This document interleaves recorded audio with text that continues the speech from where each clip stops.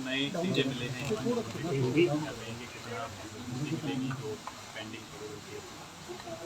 देखिए, आज ये सीजीए का शपथ समारोह है और शपथ समारोह में जो एक हमारा रिवाज है उस दृष्टिकोण से आज हमने शपथ ली है और मैं कल ही दिल्ली में शपथ ग्रहण समारोह में भाग लेने गया। तो निश्चित तौर पर न्यायिक प्रणाली में जो सुधार हो रहा है उस सुधारों को आगे बढ़ाएं। सर, दिल्ली आप गए थे, बहुत महत्वपूर्ण दौरे रहे हैं और क्या कौन कौन से मसले थे नीति आयोग में आपने उठाए और केंद्रीय ऊर्जा मंत्री से मुलाकात हुई है? देखिए, केंद्रीय ऊर्जा मंत्री जी से मेरी कल काफ़ी लंबी चर्चा हुई और उस चर्चा में हमने जो शानन विद्युत प्रोजेक्ट है जिसकी लीज ख़त्म हो रही है उस लीज के संदर्भ में हमने उनसे बात की और कहा कि इसकी लीज ख़त्म हो रही है, ये शानन विद्युत प्रोजेक्ट अब हिमाचल प्रदेश सरकार को मिलना चाहिए, हिमाचल प्रदेश जनता का उस पर अधिकार है। उस मामले पर उन्होंने कहा कि हम कानूनी प्रक्रिया का अध्ययन करने के बाद उस पर आपको आगे बढ़ाएंगे।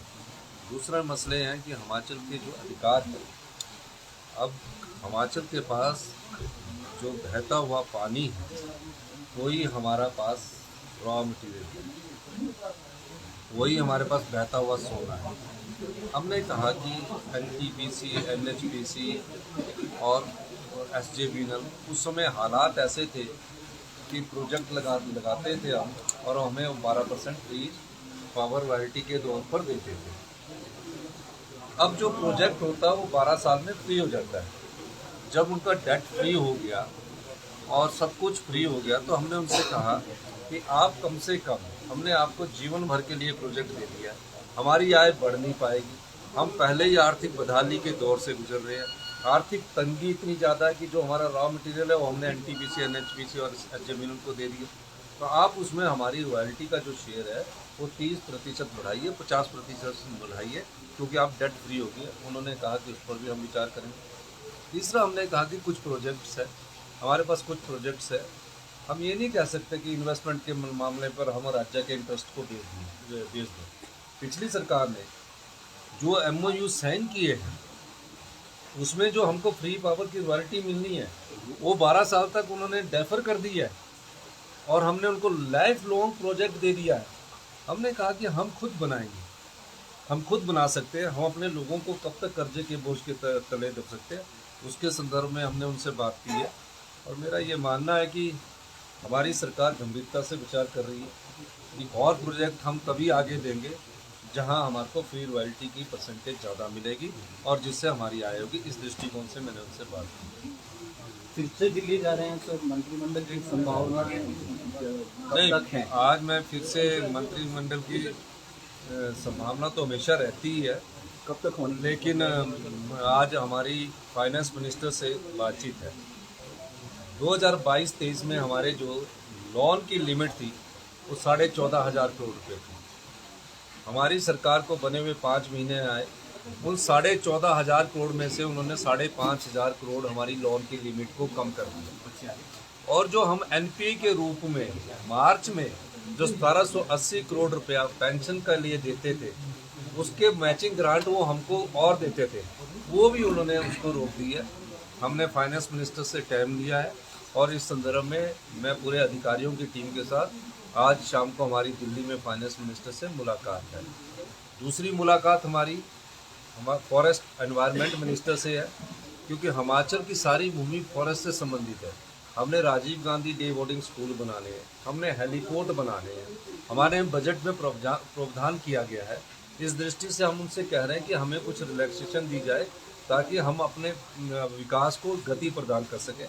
तो उनसे भी मेरी आज मुलाकात है। 2 मुलाकात के बाद फिर उनसे क्या निकलता है वो आने वाले समय ही दिखाएगा। सर, डॉक्टर स्ट्राइक पर MP बंद किया है कि आप पुनर्विचार करेंगी बहाल करने का? देखिए, जो डॉक्टर्स लगे हैं और जो हड़ताल पर गए हैं उनका तो NPA बंद नहीं हुआ है। ये पहली बार हुआ है कि जिनको एनपीए मिल रहा है वो स्ट्राइक पर जा रहे हैं। एनपीए कोई बंद नहीं किया गया, विड्रॉ किया गया था। एक नियम है, इस नियम के तहत डेंटल डॉक्टर के रिटर्न में इंटरव्यू होने हैं। डेंटल डॉक्टर का एक डेपुटेशन हम लोगों से मिला, उन्होंने कहा कि पिछले 2-3 साल से पोस्टें नहीं निकल रही है, आप कृपा करके डेंटल डॉक्टर की कुछ पोस्टें निकालिए। तो हमने कहा हम निकालते हैं। और एक मसला हमारे ध्यान में आया कि डेंटल डॉक्टर हो गए, आयुर्वेदिक डॉक्टर हो गए, वेटनरी डॉक्टर हो गए और एलोपैथी डॉक्टर हो गए, उन सबको एनपीए मिलता था। तो डेंटल डॉक्टर ने ही खुद बोला कि आप हमारे लिए पोस्टें निकाल दो और हमें एनपीए की जरूरत नहीं है, आप हमारे सरकारी रोजगार दो। तो एक नियम के तहत उसमें बदलाव किया गया, उसमें सभी डॉक्टर्स आ गए, उसमें एलोपैथिक भी आ गए, आयुर्वेदिक भी आ गए, वेटनरी भी आ गए। अब हमने 40-38 डेंटल डॉक्टर की पोस्टें निकाली है। वो कह रहे हैं कि हमें तो सरकारी रोजगार चाहिए, हम 3000 के करीब रोजगार है जिन्होंने लाखों रुपया डेंटल डॉक्टर। हमने कहा कि हम आपको पोस्टें निकाल रहे हैं, हमने कैबिनेट में सैंक्शन किया।